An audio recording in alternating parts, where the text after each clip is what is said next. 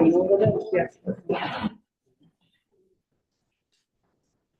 Screen as well as the Zoom? Yes, I'm doing all of it.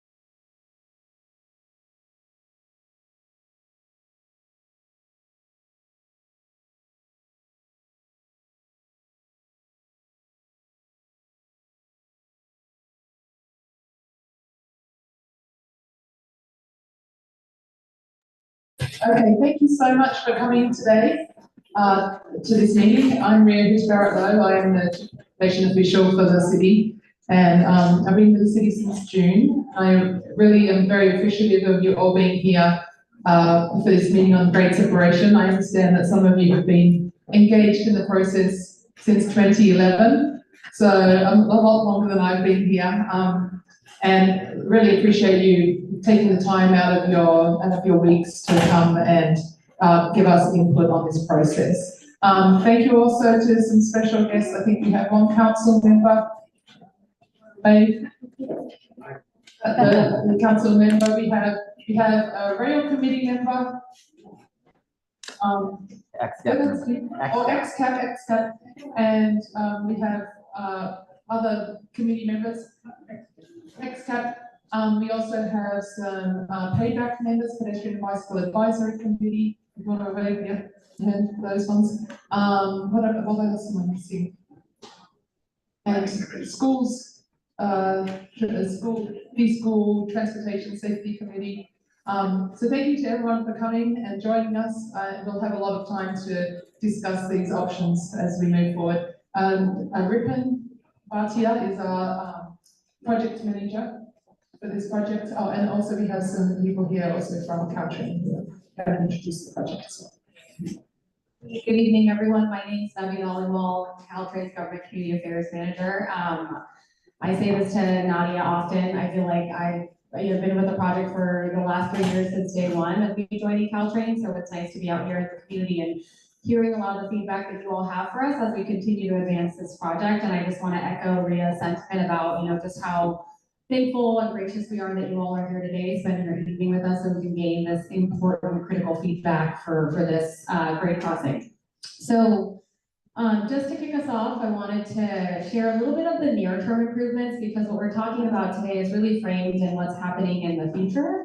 And so wanted to bring it back to just what is some of the low-hanging fruit and the near-term opportunities that we've seen have been helpful in continuing to provide safe service on our railroads. So in partnership with the city of Palo Alto, we've been able to implement additional fencing really to ensure that we can close major gaps across the corridor so that we can continue to keep the community safe. And what that looks like is improvements just across the board in the city of Palo Alto, where we have like winglet fencing that was implemented all early this year. And so that's a little bit about what's happening on the corridor side of the house. And then with respect to the Churchill crossing itself, you may have been out there recently, but you'll see some improvements like surface markers. We'll also have delineators, crosswalks. We're doing additional kind of work to also implement we had implemented solar powered markers for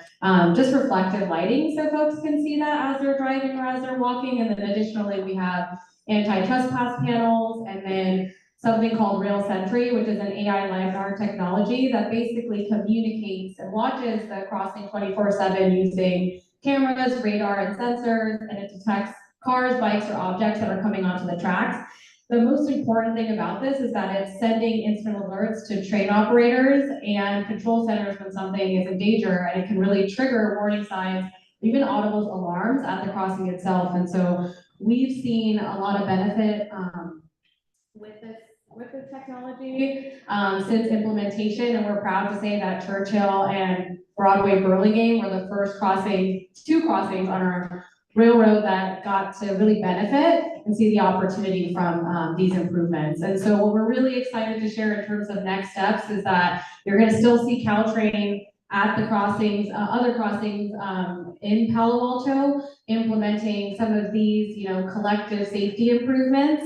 But also we're gonna be working kind of broadly with Waze, Google, Apple Maps to continue to collaborate, coordinate on how we can just, have those navigation apps not actually give navigation advice like turning onto the tracks or making sure that we can make it a lot clearer and delineate where the railroad is and then where the streets are. And so broadly speaking, we're really excited to implement these package of improvements as soon as, the next couple of weeks, months for the other crossings in Palo Alto, but just wanted to kick us off by starting talking about, what are the near-term improvements members can expect to see. Before I pass it over to Rippon, I just wanted to take a quick moment. In terms of agenda today, we're going to be doing a presentation. The format is going to be a workshop, so we are keeping it pretty strict to that kind of forum. And so once the presentation is complete, folks will have an opportunity. There's feedback cards that are distributed just everywhere across the room. And so you'll see one of us in a red tag. So take a look, take a moment to see red tags across the room. And they'll have comment cards and feedback cards where you can leave any feedback or questions that you have. And then additionally, we're all here to answer any questions. So there will not be a formal discussion format. I just wanted to kick us off. So all questions will just wait until after the presentation, once we're on the floor, available to answer any questions. And with that, I'll go ahead and pass it to Rippon. Good evening, everyone. I'm your senior engineer with Office of Transportation at Palo Alto, so I'm managing project. And thank you all again for coming and spending your time this evening. I know it's a long-term commitment, and you guys have been part of this journey for a while in providing us the feedback and comments and refining these plans. And that's what's making us improve these plans and bringing it back these refinements to the Rail Committee and the Council for further discussions and review. So today, as we mentioned earlier, is going to be a review of the draft refined concept. We're going to go over these refinements in more detail with you, and then we will have questions at each of the tables that will have technical discussions or questions that could be answered for each individually as well, and then kind of more details. So today we are seeking, the community input and feedback on these alternatives. Also to note, I know this is for Churchill Avenue. So Churchill Avenue is a secondary priority. The council has already determined that Meadow and Charleston crossing are the ones with the priority. So we plan to do the design up to 35% for Churchill Avenue crossing as well. But just to note that for the construction and proceeding forward with the crossings, Meadow and Charleston are priority projects that are already established by the council. So next slide, please. As I mentioned, there are three crossings, Churchill, Meadow, and Charleston, that we are working through this 35% development phase. Churchill Avenue crossing has a partial underpass as a preferred alternative that is already selected by the council, with backup alternative also determined. As part of the Churchill Avenue crossing, the council has already selected Seale Avenue as a preferred location for crossing of pedestrians. So the partial underpass does not provide for bicycle and pedestrian crossing at the intersection because of the grade differences, which will be more into the detail. So that allows for bicycle and pedestrian crossing at Seale, and that's all as one project. So this is just to be noting here earlier in this discussion. Again, want to reiterate, this is very earlier in the process. We are in a conceptual refinement phase, which is pre-15% design. So all your feedback and comments will help us synthesize those comments and feedback into a more robust discussion for the data committee. And do the refinements for their 15% design as the rail committee makes the recommendations to the city council, which we plan to have that 15% design completed by the end of second quarter of next year. 35% development of design and environmental documentations we are anticipating to be completed by end of 2027. So that's kind of the timeline of this early development. Just noting that this design, after the design of it requires final design phases, which brings the design from 35% to 100%, and also other aspects of the construction before the construction can begin, like you look at utilities, etc. So it is a larger infrastructure project, and projects do take quite a while to finish. So just wanted to give that perspective of the horizon of the project. Next slide, please. Just for another one to note is, I think I mentioned earlier already, is that the council has selected preferred alternatives, which is for Churchill Avenue, which is partial underpass with pedestrian bike crossing at Seale Avenue. And also still continue to keep street closure as a backup alternative. So that is the council direction. So looking at these, it's depicting the same thing for Churchill Avenue, the preferred alternative, which includes Seale and bike crossing, is partial underpass. And for Margaret and Charleston's, it's underpass and hybrid are still in the considerations, and we had that meeting prior to this one, and got some excellent feedback. So, next slide. Now I invite Edgar Torres. He is from our Caltrain partner and team partner for the technical design of the refinements, and he'll go more into the details. Thank you, Urban. Good evening, everyone. We're going to jump into more of the project details now, both on the project goals and then being able to go into some of the technical details and the refinements explored. With regards to the project goals, we were provided direction from City Council to be able to improve safety, improve mobility, and minimize congestion, to be able to establish a project footprint and have clear understanding of the environmental requirements and be able to minimize the environmental impacts. And importantly, as part of the council direction, was to be able to minimize the potential property impacts as part of these refinements. And this was the mission given by both the rail committee and the city council as part of this next phase. Just to give you a bit of context as to what the project team is doing, it starts with understanding the more detail regarding the existing conditions, that which is seen, what we call the sort of topographical survey, and that which is not seen. The geotechnical conditions below ground, the utilities that are very important to your lives and to the services to be able to live your day-to-day lives. Then the technical analysis in terms of understanding multimodal and circulation, that's not just the cars, but bikes, pedestrians, and how people experience these spaces. And understanding the drainage and stormwater analysis, water finds a way to be able to be intrusive. So we want to be mindful of that early on in the process so that we can at least understand what those potential changes can be.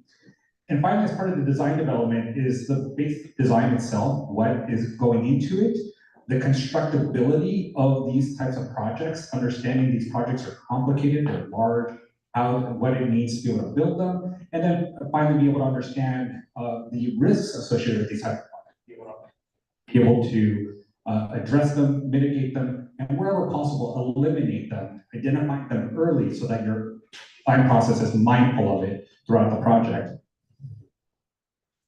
In terms of Churchill Avenue, the partial underpass is under two different elements. One is the vehicular crossing, and in this case, we have two options that we looked at in terms of refinement with the landscape strip and without the landscape strip. And then the second option is a bike ped crossing, or the second component is the bike ped crossing at Seale Avenue and Alma Street. And that is because as part of the partial underpass, there isn't a bike ped facility on Churchill itself as part of that T intersection. I'll go into that a little bit more through these concepts. So bear with me, be patient. We're wanting to make sure to go through the details, the technical details of this. So as part of the partial underpass, Churchill doesn't go through anymore. What the key is here is creating a T intersection where Churchill comes down from the west side of the tracks and creates a T intersection with Alma Street, what we call these lower Alma. This allows for traffic coming from the west side to be able to make a left or a right and be able to continue on Alma Street South or Alma Street North. Then as part of that is creating what's known as Upper Alma to be able to allow for traffic to be able to provide access to neighborhood, but still be able to continue north into downtown Palo Alto. This concept, you see that there isn't explicitly a pedestrian or bicycle facility going across, and hence the need for Seale Avenue crossing. Now, for those that are on the Embarcadero Trail, they'll be able to continue on the bridge and be able to go across to go to continue to Posta, or be able to continue south on the north side of Churchill Avenue before getting to Pali High. Now, as part of this concept, and I know this is a little bit difficult to see, but we have boards to be able to go into more detail. In this concept, adjacent to the northbound lane is a landscape strip and a sidewalk. And we'll go into a little bit more what that means in this section here. There's another option where there isn't a landscape strip. And this is to be able to, again, explore, to be able to reduce potential property, partial or sliver sliver potential property acquisitions. And those slivers can be meaningful depending on driveways, and so we'll walk through those here shortly. As part of the upper and lower Alma, so if you recall correctly, I said lower Alma drops down to be able to come to an intersection with Churchill. Upper Alma is up above. Now, this was the original concept that was considered where it was 2 lanes going southbound and effectively 3 lanes going northbound. So that meant a potential of 4.5 feet going beyond the city's right of way. So if you look at the landscape strip and the sidewalk today, effectively the back walk is the city's right of way. Beyond that would be about 400 feet needed to be able to support this improvement. As part of the requirement in the traffic analysis, we're able to explore the option of only having 1 lane at Upper Alma, and therefore be able to reduce the potential impact on private properties along the east side of Alma Street. And in this case, there's a key factor that we considered. One is that we looked at the option of maintaining a 20-foot clear space. This is for fire access. We've been working with the fire department to be able to ensure that there's still fire access to homes along this stretch of Alma and into the neighborhood. Second, in this concept, we show a 4.5-foot planting strip and the sidewalk, trying to maintain as much as possible what is there today in terms of a pedestrian experience. As part of that, we were able to reduce the amount going into the private property from 4.5 feet, or what it was previous slide, 4.5 feet, down to 2 feet. And there's still options to be able to explore to be able to reduce that further. We're still in the refinement. Nothing in this is final, so we're exploring that further. Now, there is an option being explored where there is no landscape strip, but there is a sidewalk. And in this case, you'll see that it stays within the city's right of way. So what effectively is the sidewalk is there, becomes a sidewalk into the future. And so this allows for the improvements to be able to stay wholly within the city's right and outside of private property. Now, this is current concepts. Oh, there we go. This is a current concept, and while things can change, we have a high level of confidence that we think we could stay outside of private property and stay within the city's right of way. This is what it looks like with regards to Alma Street with the landscape strip and the 1 lane on northbound Alma. There's actually 1 on Upper Alma and then 1 on Lower Alma. And that allows for the traffic volume to be able to go through, 1 through the intersection and 1 and somewhat free flow. In this case, as I mentioned, it's the landscape strip with the sidewalk, and that would be that 2 feet going into potentially to private property. Then without the landscape strip, that's the one that stays wholly within the city's right of way. Now, with regards to Seale Avenue, again, because Churchill doesn't have the bike ped connection, then there is a need, a high demand of cyclists going to Pally High, and therefore that's the need for a Seale Avenue connection. In this case, the connection goes from the middle of Seale, underneath Alma and underneath the tracks, to then connect to Stanford Avenue. And this at Stanford Avenue and Park Boulevard, and then continuing on the bike lanes that are on Park Boulevard towards Pally High. So this concept would likely remove on-street parking and would likely require slivers up to 2 feet on either side of Seale Avenue to be able to accommodate the ramp and the lanes for fire access and local neighborhood access. This is what it looks like in terms of cross-section, showing the pedestrian and bike ramp down the middle, the lanes on either side, and then the sidewalk, and then as mentioned, about 1.5 feet on either side into potentially to private property. This is what it looks like in an aerial view, going from Seale Avenue and the tunnel on the ramp, tunnel underneath, and then daylighting up into Stanford Avenue and Park Boulevard. Again, in section and rendering down the middle of Seale Avenue. Then finally the connection at Stanford Avenue. Back to that last rendering, none of those trees would be there. All those trees would have to be gone. That's something that we can put as a comment in the concept. I just find that very misleading. Then as part of the Alma Street ramp, in this concept, we looked at the option of being able to look at the ramp along Alma Street, coming down into a tunnel, daylighting on the other side of the tracks, and coming up Castelleca Avenue before continuing on to towards the west for those Pally High students. In this case, there are some sliver or partial along this multifamily home here. And then this triangle here. Along Alma Street, this is what the section would look like with 2 lanes in each direction, and then the pedestrian bike ramp on the east side of the road. And how much? How much land do you think? In this case, the current concept shows about 2 feet going into private property, adjusting the fence line if necessary. So then this shows the ramp going through, and then the connection to Castelleca Avenue. The ramp along Alma. And then the west ramp to and from the tunnel at Castelleca on the north side of the park. Now, in terms of initial considerations for Churchill Avenue, at least the partial underpass there with the landscape strip, it's approximately 16 to 18 properties with approximately 2 feet. And then without the landscape strip, we believe that potential property acquisitions would be limited to the intersection corners to be able to meet ADA. And we can highlight that in the concepts as we walk through them. And then Seale Avenue, there in the Seale Avenue ramp, there's 14 to 16 of that 1.5 feet on either side. And then it would remove the on-street parking along Seale Avenue. The Pierce Park entrance is, that's for Alma Street. The Pierce Park entrance is closer to the high school.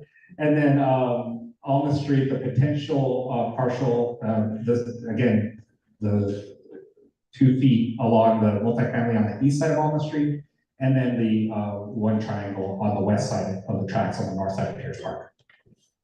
With that, I will hand it off to my colleague, Jill. Thanks. So I'm Jill Gibson with the project team, and I'm going to just wrap up with the immediate next steps, and then also transitioning into the workshop portion. So the immediate next steps for the project are in the month of October, we'll be synthesizing the feedback that we heard from the previous rail committee meeting, where we shared these concepts and took the feedback and input from the committee. Also, we'll be synthesizing the feedback that we hear tonight, as well as online, and then sharing that feedback with the rail committee in November. along with coming back with refined concepts to the rail committee and receive input and recommendations on which alternatives to advance to 15% for the city council's consideration in December. And that council meeting is scheduled for the 8th of December, in which we will be presenting the alternatives and recommendations and community feedback that we've heard. And then looking for direction on which concepts to advance into 15% design next year. Next slide, please. So for tonight, in the workshop portion, we have stations and a roll plot of the concepts that Edgar walked through, and they're blown up, so hopefully you can see, and definitely want everyone to ask questions. We've got the technical team here today to answer questions about the concepts. We have a crossing trade-offs sheet. Danny, do you mind? Nope, it's the comment form.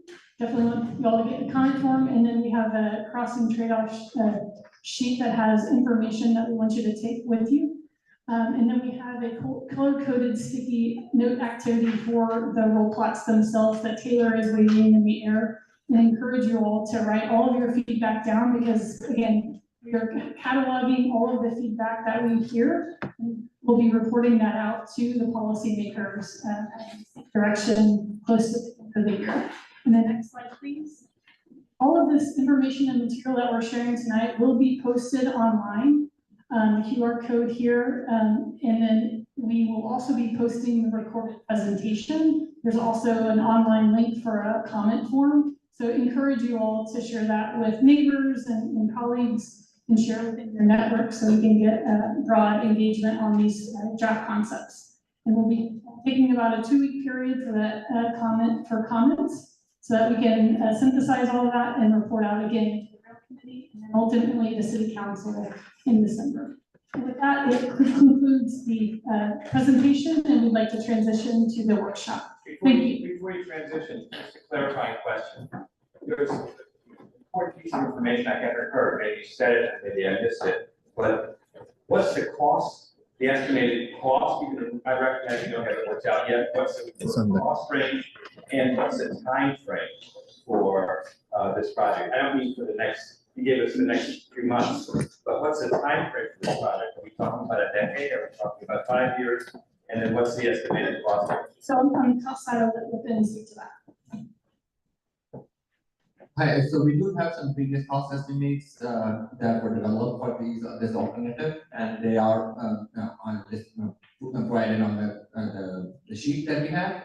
Also regarding the timing of the construction, as I mentioned before, this is not going to be a priority. The priority is Meadow and Charleston that has been already determined by the council. And so after 35%, we will have to look for design and construction, the full design and then construction. But we are going to prioritize construction for the Meadow and Charleston, and the funding for that has to be all established. So I cannot tell with full certainty when that will be actually programmed because it will depend on federal and state funding for these large infrastructure projects. We will try to get it done ASAP, for Meadow and Charleston, it's a priority. And so 3 years of design, we haven't even selected the preferred alternative for the Meadow and Charleston. So depending upon that project timeline, this one would be much further for. We'll keep the community aware of any processes and timelines when we get more concrete timelines.